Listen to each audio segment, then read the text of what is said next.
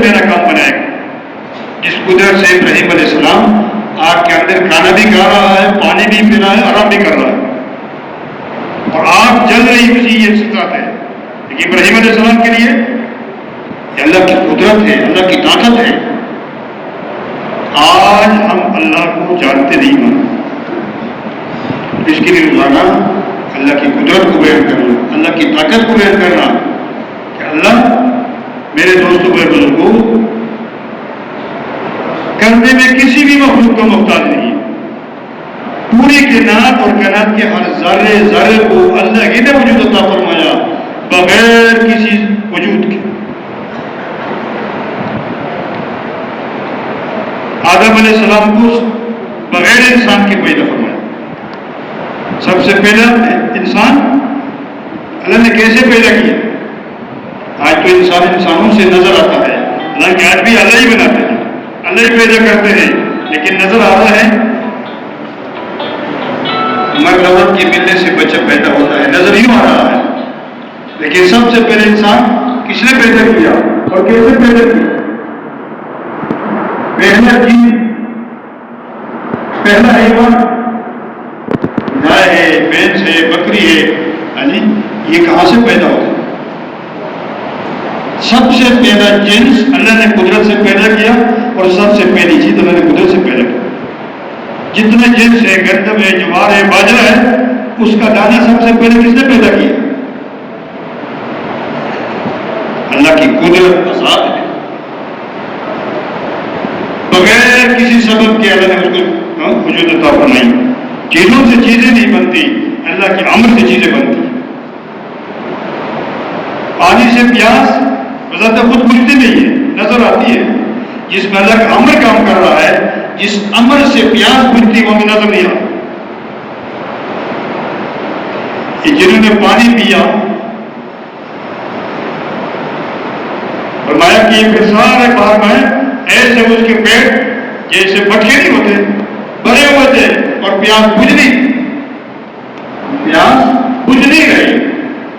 پانی پی رہا ہے اور پانی پینے سے پیاس کا بجھنا نظر آتا ہے، حالانکہ اصل میں پانی سے پیاس بذات خود نہیں بجھتی، اللہ کے امر سے بجھتی. کھانا کھانے سے بذات خود پیٹ نہیں بھرتا، مرد عورت کے ملنے سے بچہ پیدا نہیں ہوتا. کتنے لوگ ہیں بھائی دعا کرو، گھر بیٹے نہیں،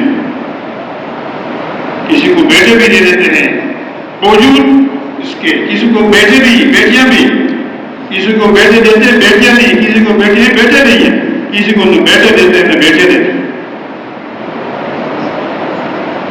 اس کو بار کہیں گے اپنے دلوں میں، تو ایک دن ہمارے دل کے اندر یہ بات واقعی اس اللہ کی بات کو ماننا، اسی میں خیر ہے، اسی میں دنیا کی کامیابی نظر آتی ہے. مال میں، چیزوں میں جب ان کو کہیں گے تو میرے دوست لوگوں پھر کیا ہوگا؟ میرے دوست ہمارے سارے کام پھر کیسے بنیں گے؟ اعمال کے ذریعے سے. میرے دوست ایک عرض کر دوں، اگر اعمال کے ذریعے سے اپنے مسائل کا حل کرنا نہیں سیکھا تو دعوت تبلیغ کی محنت بہت مشکل ہے.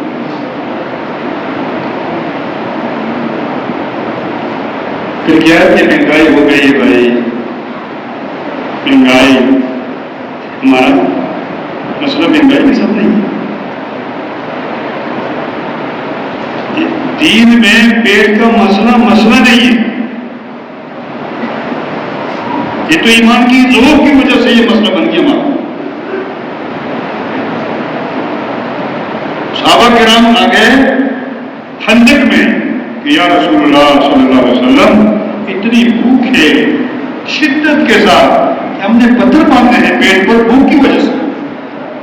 اکثر ساتھی سن رہے ہیں اللہ کے نبی کیا فرمایا؟ قمیص مبارک اٹھا کر فرما کر اے صحابہ اللہ کے نبی نے 2 پتھر باندھے ہیں بھوک کی وجہ سے. تو ہم خود سوچ لے، ایک تو ہم جیسے آدمی پیٹ پر پتھر باندھے،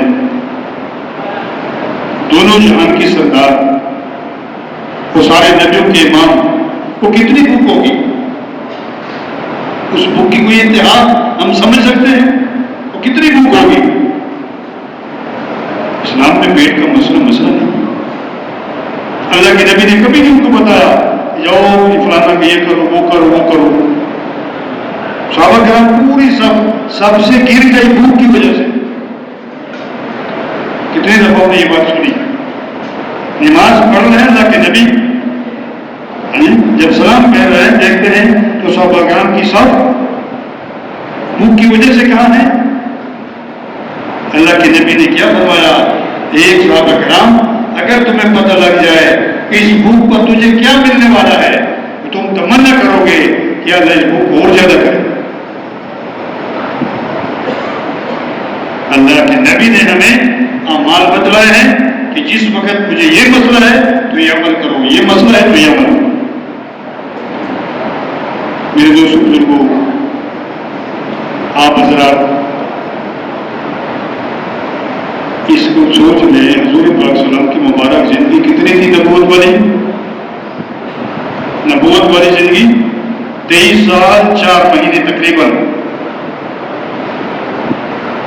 اس کو ہم غور سے سنیں اور غور کو دیکھیں. اس زمانے میں کسی کو کوئی تکلیف آئی، کسی کو پریشانی آ گئی، بیماری آئی، تنگدستی آئی، فاقہ آیا، جو بھی مسئلہ آیا اللہ کے نبی کے پاس آیا. یا رسول اللہ میرے گھر میں فاقہ ہے، یا رسول اللہ میرے گھر میں بیماری ہے، یا رسول اللہ یہ مسئلہ ہے. تو اللہ کے نبی نے اس کے مسئلے کا حل کیا بتایا؟ بھائی بولو. کبھی 23 سالوں میں اللہ کے نبی نے اس کے مسئلے کا حل کوئی مادی چیز بتائی؟ اللہ کے نبی نے اس کو میرے حضور پاک صلی اللہ علیہ وسلم اپنے ساتھ جو اعمال لے کر تشریف لائے ان کے مسئلے کا اعمال بتلائے. اس کا مطلب یہ نہیں ہے کہ ہم مادی اسباب اختیار نہیں کریں گے، نہیں، یہ قطعی نہیں، لیکن یہ مسئلے کا حل نہیں ہے، یہ ہمارے اسباب نہیں ہے. ہمارے اسباب رسول اللہ صلی اللہ علیہ وسلم والے مبارک اعمال ہیں. جب فتح نہیں ہو رہا، صحابہ کرام کی سوچ دیکھ لیں، جب فتح نہیں ہو رہا دشمن کے مقابلے میں کئی دن ہو گئے، صحابہ کرام کیا سوچ رہے ہیں؟ یہی سوچ رہے ہیں کہ فتح کس کے ہاتھ میں ہے؟ وہ تو اللہ کے ہاتھ میں ہے. ابھی ہمیں فتح نہیں ہو رہا تو اس کا مطلب یہ کہ ہمارے اندر کوئی کمی ہے. جب وہ ذات فیصلہ نہیں فرما رہا ہے تو ہم میں کوئی کمی ہے. یہ نہیں کہ فوج بھیج دو، فلانا کرو، یہ کرو، پھر آپس میں بیٹھتے ہیں کہ کیا کریں. پتہ لگ گیا کہ اتنے دن ہو گئے مشغولی کی وجہ سے، کیونکہ مسئلے بہت، اس لیے ہم نے کیا کیا؟ بولو اللہ اکبر، مسواک نہیں. جب اس کو شروع کیا دشمن کی فوج والے آ گئے اور جا کے ان کو بتلا دیا کہ آج مسلمان اتنے غصے میں ہیں، دام کو تیز کر رہا ہے. اس سنت عمل پر اللہ نے ان کے اندر روک ڈالا. اور میرے لوگوں فتح اللہ رب العزت نے صحابہ کرام کو فتح نصیب فرمائی. آج یہ راستہ ہم نے چھوڑ دیا. لاڈلی بیٹی حضور پاک صلی اللہ علیہ وسلم سب سے زیادہ پیاری بیٹی فاطمہ تھی. مفتی ضلع مدین صاحب رحمۃ اللہ فرمایا کرتے تھے کہ سب سے زیادہ محبت جو عظیم شخص ہوتا ہے ان کو اپنی بیٹی سے محبت ہوتی ہے. فرمایا حضور پاک صلی اللہ علیہ وسلم عظیم ترین شخصیت تھے، اس لیے سب سے زیادہ محبت کس کے ساتھ تھی؟ فاطمہ کے ساتھ تھی. وہ بھوک سے، بیماری سے، پھاقے سے ان کا جو پیٹ تھا ان کے ساتھ لگا ہوا تھا. آنکھیں اندر دس گئی تھی اور رنگ پیلا زرد ہو گیا تھا، چل نہیں سکتا. رسول پاک کے ساتھ محبت کتنی تھی؟ اللہ کے نبی نے فرمایا کہ جس نے فاطمہ کو راحت پہنچائی اس نے مجھے راحت پہنچائی، جس نے فاطمہ کو تکلیف پہنچائی اس نے مجھے تکلیف پہنچائی. اور جب سفر میں تشریف لے جاتے تھے سب سے آخر میں فاطمہ کے گھر سے نکلتے تھے، اور جب واپس تشریف لاتے تھے سب سے پہلے فاطمہ کے گھر تشریف لاتے تھے. اس حالت میں فاطمہ گئی اللہ کے نبی کے پاس اور پہنچتے ہی رونے لگی. یہ میرا بیان فرشتوں کی غذا خوراک کا تیسرا کلمہ ہے سبحان اللہ الحمدللہ لا الہ الا اللہ اللہ اکبر. ہمارے لیے کیا ہے کرنے کا؟ جناب رسول پاک صلی اللہ علیہ وسلم نے دیکھ کر آپ کی آنکھوں سے بھی آنسو اور سینے کے ساتھ لگا کر فرمایا کہ میری پیاری بیٹی میرے پاس 5 بکری آئی ہیں. کتنے؟ اگر تو چاہتی ہے میں تجھے دے دوں, اگر تو چاہتی ہے میں تجھے 5 کلمے سکھا دوں. سنا ہے میں اتنی پیاری لاڈلی بیٹی, لیکن قیامت تک کے لیے امت کے لیے سبق ہے کہ امت کے مسئلے حال مادی چیزیں نہیں ہیں. امت کے مسئلے کا نبی والے امان, تو وہ بھی نبی کی بیٹی تھی, وجود اتنی فاقے کے, بھوک کے, بیماری کے, تندرستی کے. عرض کیا یا رسول اللہ 5 بکریاں تمہاری بہت بڑی چیز ہے, ہمارے گھر میں تو فاقے چل رہے ہیں, لیکن مجھے تو 5 کلمے سکھا دو. اللہ کے نبی نے اپنی پیاری بیٹی کو قیامت تک کے لیے ہمیں سبق دیا, کیونکہ نبی کی بات ایک آدمی کے لیے نہیں ہوتی, ایک زمانے کے لیے, قیامت تک کے لیے. کیا فرمایا؟ اے پیاری بیٹی, یا اول اولین, یا آخر الاخرین, یا ذا القوت المتین, و یا راحم المساکین, و یا ارحم الراحمین. یہ پڑھتی جاؤ, اپنی بیٹی کو رخصت کرتے. جب گھر پہنچی علی نے فرمایا کیا لے کر آئی ہے؟ پاس کرنے لگی دنیا لینے گئی تھی اور دین لے کر آئی, امان لے کر آئی ہوں. فرمایا بہت اچھا سودا کیا. پچھلے میرے 200 بزرگوں, جب ہم ایمان کی محنت کریں گے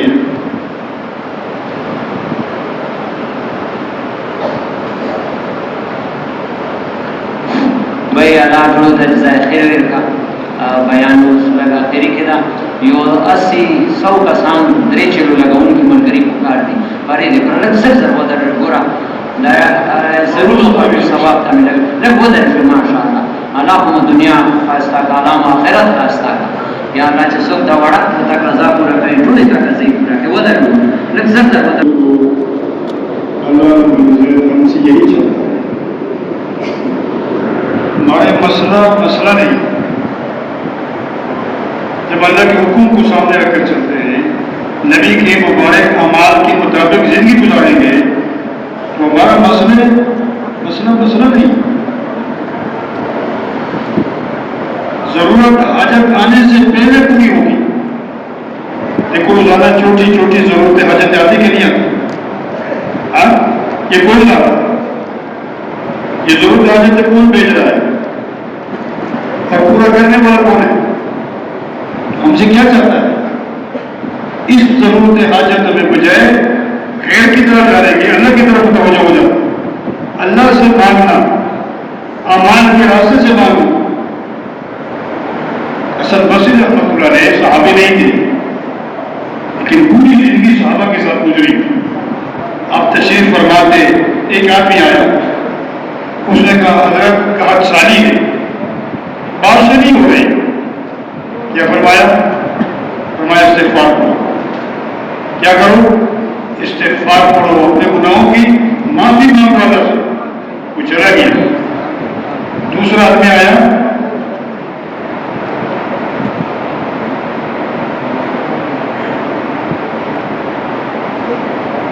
تو دوسرے آدمی نے عرض کیا حضرت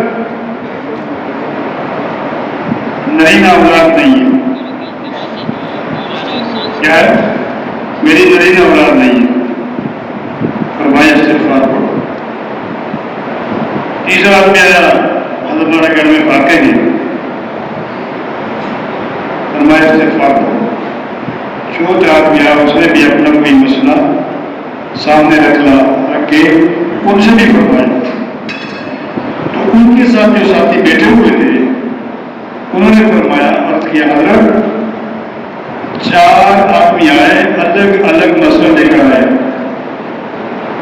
اور آپ نے سب کے لیے ایک ہی اس کو بتایا.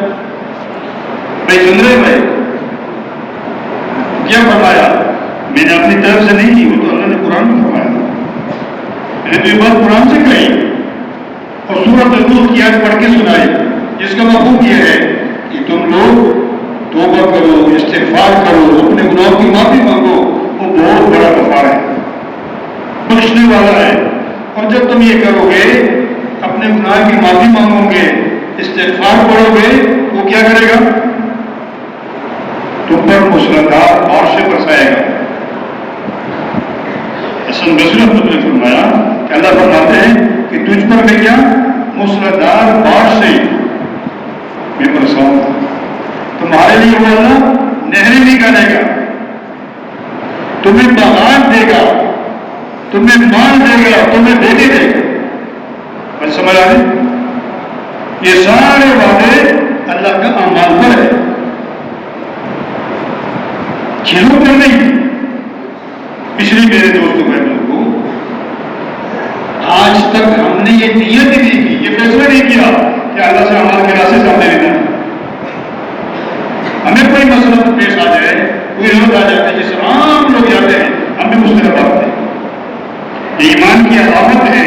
ایمان والے پر جب حال آتا ہے، کوئی مصیبت آتی ہے، پریشانی آتی ہے، تنگ دستی آتی ہے، تو وہ اس حال کو اعمال کے ساتھ جوڑتا ہے کہ میرا اعمال خراب ہے، میرے سے کوئی غلطی ہو گئی ہے، نہ آنکھ کے راستے سے، زبان کے راستے سے، وہ پھر ڈھونڈتا ہے، پھر توبہ کرتا ہے، استغفار کرتا ہے اپنے گناہوں کو اور اپنے اعمال کو صحیح کرتا ہے، اللہ اس کے حالات کو بدل دیتا ہے۔ اور جب ایمان کمزور ہوتا ہے تو اور بھی اسباب کی طرف بھاگتا ہے، اللہ کو اور بھی ناراض کرتا ہے، اللہ اگلے دن اور بھی مصیبتیں پریشانی آتی ہے، ایک پریشانی ٹھیک ہو جاتی ہے، 2 3 4 کام اور پیدا ہو جاتی ہے۔ اس لیے میرے دوستوں کو حالات جو آتے ہیں وہ تربیت کے لیے آتے ہیں، وہ تربیت ایمان والوں کی ہوتی ہے۔ اس لیے میرے لوگوں اللہ نے جتنے وعدے کیے ہیں ہمارے سارے مسئلے اعمال کے ذریعے سے حل ہو۔ تو آج سے ہم یہ نیت کر لیں کہ کوئی مسئلہ آ جائے، کوئی مصیبت آ جائے، پریشانی آ جائے، سارے گھر والے یا اعمال کے ذریعے سے اپنے مسئلے کو حل کریں۔ تو روزانہ میں حضور کا دعوت دینا، اور اس کے لیے فضیل کے حلقے ہیں، اللہ کا ذکر ہے، فضیل کے حلقے کی بنیاد میں سے اس سے اللہ نے جو وعدہ کیا ہمارے پر، اس وعدے کا یقین ہے، اور اللہ کا ذکر، پاک کی تلاوت، مسنون دعاؤں کا اہتمام، صبح و شام کی دعائیں، اس کا اہتمام، اور رات اٹھ کر اللہ سے مانگنا، رونا دھونا، دعوت اور دعا بھائی میرے دوستوں کو یہ لازم بننا۔ دعوت کی محنت کرتے ہوئے اگر رات کی محنت نہیں ہے تو آدھی محنت، وہ جاری بن نہیں سکتا جو رات کی محنت نہیں کرتا۔ ہر نبی دعوت اور دعا لے کر آئے، دعوت کے بغیر دعا نہیں، اور دعا کے بغیر دعوت نہیں۔ پچھلے میرے دوستوں کو اور دعوت دعا میں جو قوت اللہ کی ہے وہ پوری کائنات کو قوت نہیں ہے جو دعوت اور دعا میں قوت ہے۔ اس لیے پھر کیا کرنا ہے؟ رات اٹھ کر اللہ سے مانگنا ہے، استغفار ہو۔ حافظ صاحب رحمۃ اللہ علیہ جب قرآن کی جوڑ میں ان کا اکثر اس میں بزرگ پہ ہوتا تھا، نماز ہو، استغفار ہو اور لمبی دعا، اللہ سے اعمال کے ذریعے سے اپنے مسائل کا حل کرانا، نبی والے اخلاق کے ساتھ سب کے ساتھ سلوک کرنا، انتقامی جذبے رکھنے والا یاد رکھو دعوت کی محنت بولو بھائی نہیں بس، جو نبی کی محنت کر رہا ہے بڑے سینے والا ہو، معاف کرے گا، معافی مانگے گا، سب کو خیر پہنچانا، یہ اندر جذبہ ہو، سب کو دینا ہے، اللہ سے لینا عبادت کے راستے سے، مخلوق کو دینا اخلاق کے راستے سے، یہ داعی کی صفات میں سے۔ دعوت کی محنت کرنے والا میرے دوستوں فرمایا ایک آدمی کو حقیر سمجھا تو یہ اپنے اللہ کے سامنے حقیر ہوگی۔ اس لیے فرمایا مسلمان کو عظمت کی نگاہ سے دیکھنے کی مشق کرو، اس لیے غیبت حرام ہے، مجھے فرماتے ہیں غیبت کا سننا بھی حرام ہے۔ آخری درجے کی بات ہے کہ مسلمان نے دوسرے مسلمان کو ان کے ہاتھ سے زبان سے نقصان نہ پہنچے، یہ اپنی درجہ اعلیٰ درجہ کہ ہمارے ہاتھ سے میرے زبان سے ہر مسلمان کو سب کچھ خیر ہی خیر پہنچے، فائدہ ہی فائدہ پہنچے۔ اللہ کے ہاں مسلمان کی کتنی قیمت ہے؟ ایک مسلمان ہے دنیا میں، ساری دنیا والے کہیں گے، سارے مشرق مغرب مغرب جتنے لوگ ہیں وہ سب کہیں گے ہوائیں چلے گی، پانی چلتے رہیں گے، ہر سورج نکلے گا، نشان نکلے گا، یہ مسلمان ہی چلا جائے تو سارا سب کچھ ختم ہو جائے۔ اس لیے مسلمانوں کے ساتھ میرے دوستوں کو سلوک کرنا، پڑوسیوں کے ساتھ، والدین کے ساتھ، بیوی بچوں کے ساتھ، پڑوسیوں کے ساتھ، سب کے ساتھ حضور پاک صلی اللہ علیہ وسلم کی مبارک اخلاق سے سلوک کرو۔ ان اعمال سے ہمارے گھر ان اعمال کے لیے نکلنا ہے اور ان اعمال کے لوگوں کو نکالنا ہے۔ یہ نبوت والے اعمال ہے، یہ ہدایت کے اعمال ہے۔ اور میرے دوستوں کو یہ ہر مسلمان کی ترتیب زندگی ہے، ہر مسلمان کی روزانہ ان اعمال میں لگنا اور ان اعمال میں دوسروں کو لگانا۔ ابھی پوری دنیا کے مسلمان مرد ہے اور ان اعمال میں آ جائے۔ ہر مسلمان دعوت دینے والا، ہر مسلمان اللہ کے حکم کو پورا کرنے والا، اپنی جان مال سے پوری دنیا میں محنت کرنے والا، اس کے لیے محنت ہے پوری دنیا میں، اس کے لیے نکلنا ہے۔ ہم کیوں نکلتے ہیں؟ چلے 4 مہینے کے لیے ان اعمال کے لیے، تاکہ ان اعمال کے غالب کر دیں اور نکالنا بھی لوگوں کو نکالنا بھی اس لیے تاکہ ان اعمال میں آ جائے۔ سال لگا لیا لیکن ان اعمال میں نہیں لگا، ثواب ملے گا، زندگی نہیں بنتی، اصلی اعمال ہے۔ اس لیے میرے وہ ان اعمال کو غالب رکھتا ہے۔ ابھی ہمارے گھر بھی نماز سے آباد ہو، ہمارے مسجد بھی نماز سے آباد ہو، اس لیے نکلنا، لوگوں کو نکالنا ہے۔ تو پوری دنیا کے مسلمان اس کا ہے تو میرے دوست بزرگ کو سالانہ چیلا کافی ہوگا، بولو بھائی سال کا چیلا تو کیا کریں گے؟ اصل تو آدھا دن آدھی رات، یہ کم سے کم صحابہ کی ترتیب تھی۔ کم از کم ہمارے حضرات فرماتے ہیں حضور پاک صلی اللہ علیہ وسلم کی مبارک زندگی مدینہ طیبہ میں جو جماعتیں نکلی ان کا حساب لگایا حضرت جی نے، ہر صحابی کی کم سے کم 4-6 مہینے گھر سے باہر لگے۔ ہمارے حضرات فرماتے ہیں جو ہر سال 4 مہینے لگے تھے، اللہ کی ذات جو بھی تھی صحابہ کے ساتھ مشابہت ہو جائے۔ کس کا دل چاہتا ہے کہ صحابہ کے ساتھ ہمارا حشر ہو جائے؟ ہر سال 4 مہینے کس کس کے لیے؟ ہاں جی، ہر سال 4 مہینے اور روزانہ یہ بھی ایک مسالے کر لو کہ روزانہ 8 گھنٹے سے زیادہ کمائی کریں۔